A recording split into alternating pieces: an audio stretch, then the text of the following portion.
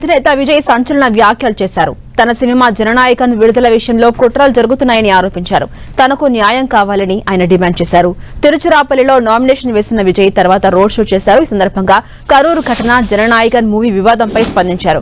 కరూరు ఘటన ఒక ఉమ్మడి కుట్ర అని చాలా మంది చెబుతున్నారని తెలిపారు. ప్రజలకు న్యాయం జరగాలని తాను ఎలా అయితే కోరుతూ ఉన్నానో తనకు కూడా న్యాయం కావాలని కోరుకుంటున్నట్టుగా చెప్పారు విజయ్.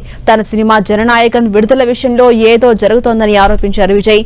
ఎల్పీజీ సిలిండర్స్ కొరతపైన స్పందించిన ఆయన కేంద్ర రాష్ట్ర ప్రభుత్వాల తీరుపై తీవ్రమైన విమర్శలు చేశారు. తన కుటుంబానికి ఏదైనా సమస్య వస్తే రాష్ట్ర ముఖ్యమంత్రి స్టాలిన్ వెంటనే ఢిల్లీ విమానం ఎక్కేస్తారని, ఎల్పీజీ సిలిండర్స్ సంక్షోభాన్ని పరిష్కరించేందుకు ఆయన దేశ రాజధానికి వెళ్లరా అంటూ మాటలు తూటాలు పేల్చారు విజయ్.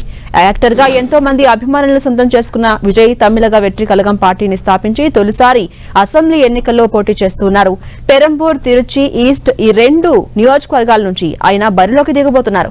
తిరుచి ఈస్ట్ నియోజకవర్గంలో ఆయన నామినేషన్ దాఖలు చేశారు. ఇప్పటికే పెరంబూరులోనూ ఆయన నామినేషన్ వేశారు.